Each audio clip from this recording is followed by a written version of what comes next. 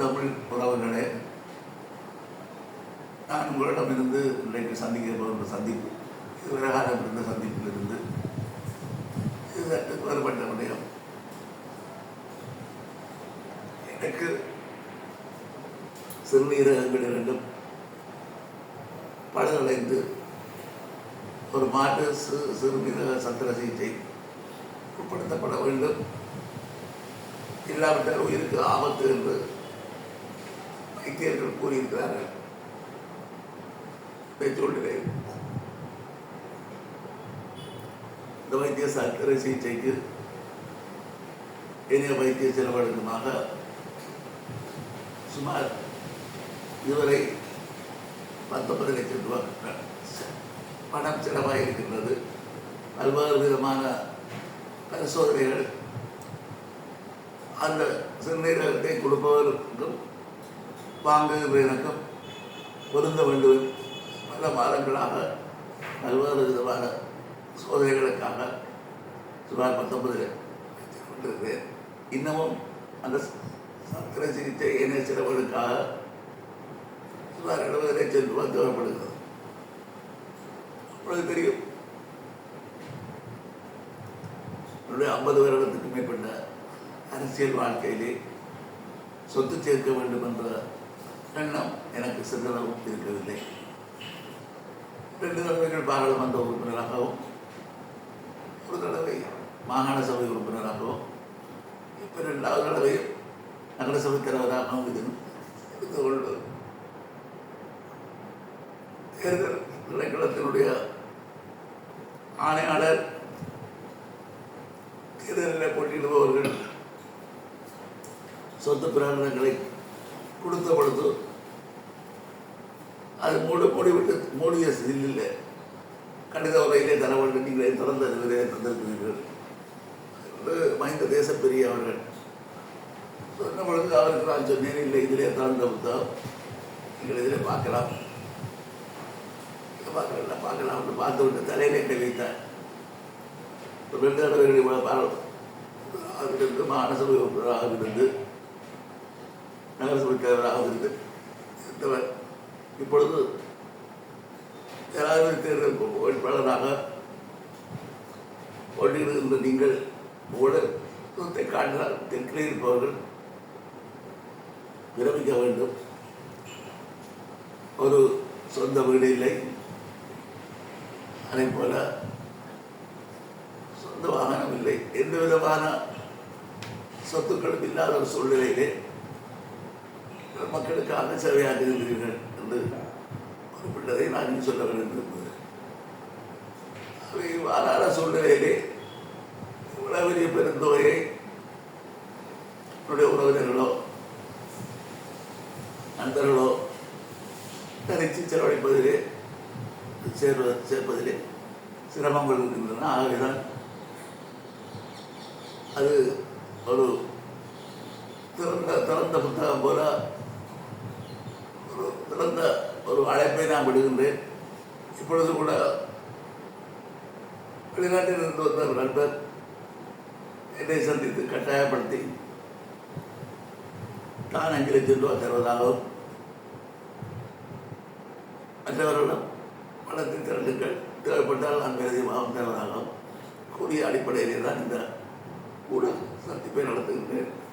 இன்னொன்று, அந்த 19 லட்சம் ரூபாயிலே வெளிநாட்டிலே இருந்து மனித உரிமை ஆர்வலராக இருந்த மறைந்த தீதவான் தம்பித்துறை அவர்களுடைய மகன்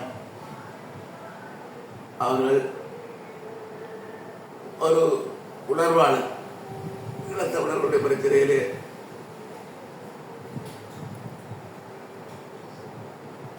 சிறுவயதிலே தியாகி சிவகுமாருடைய சிலையை திறந்து வைத்தவர், சிறையில் எல்லாம் இருந்தவர், பின்னர் வெளிநாட்டுக்கு தப்பிச் சென்றான். சட்டத்தரணியாக வந்து செய்தவர். அவர் தன்னுடைய சொந்த பணத்திலே எனக்கு 10 லட்சம் ரூபாய் அனுப்பியிருந்தார். தேவைப்பட்டால் மேலே பணத்தை அனுப்புவன்னு சொல்லியிருந்த நேரத்திலே ஒரு துரதிருஷ்டமான நிலைமை, அவர் அமெரிக்காவிலே காலமாயிருந்தார். இவ்வாறான சூழ்நிலை பின்னணியிலே தான் இந்த பணத்தை அவரே சொல்லியிருந்தால் தேவைப்பட்டால் அரைவாசி பணத்தை நான் தருகிறேன், மீதியை நான் திரட்டி தருகிறேன், நீங்கள் கூச்சப்பட வேண்டாம், இதிலே ஒளிவர இடமில்லை, இது உயிர் முக்கியமானது, நீங்கள் இதை காலத்தை கலந்து கொண்டு சென்றால் உயிருக்கு ஆபத்தாக இருக்கும்.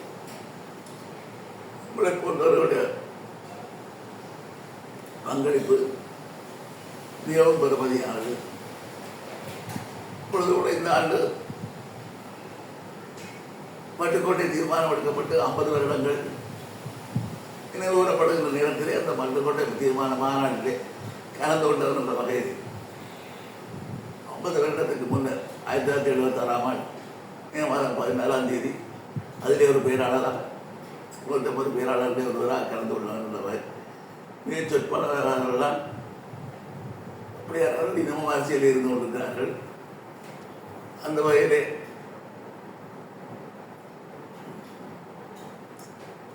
என்னுடைய பங்களிப்பு விடுதலை போராட்டத்திலே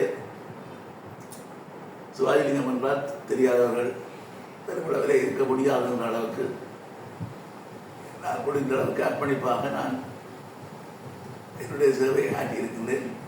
ஆகவே நான் உங்களிடமிருந்து மிகவும் உரிமையுடன் மன்றாட்டமாக கேட்டுக்கொள்வது, உங்களால் முடிந்த பணத்தை 50,000 இருக்கலாம், 25,000 இருக்கலாம், 1,00,000 இருக்கலாம், எனது வங்கி கணக்கிலக்கம் இலங்கை வங்கி கணக்கிலக்கம் 77 46 88 மம்பலப்பட்டி கிளை.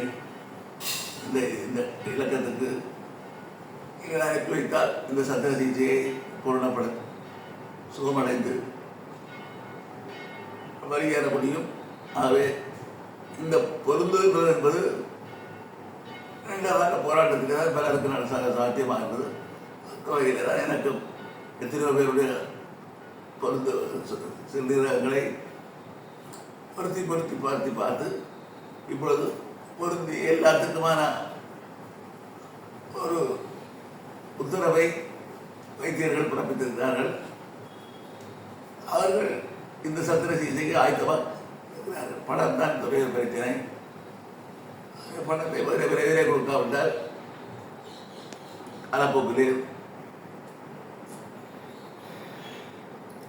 இது என்ன எடுக்கும் என்று சொல்ல முடியாது.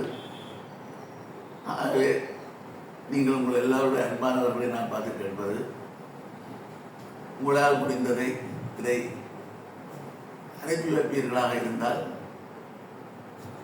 நான் மிகவும் நன்றியுடையவனாக இருப்பேன். இறுதி மூச்சு வரை தமிழீழ மண்ணுக்காக, தமிழீழ மக்களுக்காக போராடி உயிரை விழுகின்ற பொழுதும் போராடி கொண்டிருக்கிற இடத்திலே தான் உயிர் பிரிந்தது சொல்லுகின்ற அளவுக்கு என்னுடைய போராட்டத்திலே நான் செயற்படுவேன் என்ற உறுதியோடு இந்த வேண்டுகோளை உங்களிடம் வைக்க விரும்புகின்றேன். இதிலே இப்பொழுது கடந்த 2 மாதங்களாக ஒரு மன போராட்டத்தின் சந்தையில் அனுபவம் போது விட முடியுமா, பணத்தை திரட்ட முடியுமா, இது நல்லா இருக்குமா இல்லையா என்று வழிகளை யோசித்தது. எதுவும் சாத்தியமில்லாத சூழ்நிலையிலே தான் இந்த முடிவை யோசனையை ஏற்றுக்கொண்டு வந்து அந்த வகையிலே விமர்சனங்கள் பெறலாம் போகலாம். ஆனால் என்னை பொறுத்தவரை என்னுடைய உயிர் மிஞ்சி இருப்பதே இனத்துடைய விடுதலை போராட்டத்துக்கு தான். எனக்கு வேறு எந்த விதமான நிகழ்ச்சி நிகழவில்லை. அதற்கு உங்களுடைய ஆதரவை, பொன்னான பங்களிப்பை அவரோடு எதிர்பார்த்து காத்திருக்கின்றேன். நன்றி, வணக்கம்.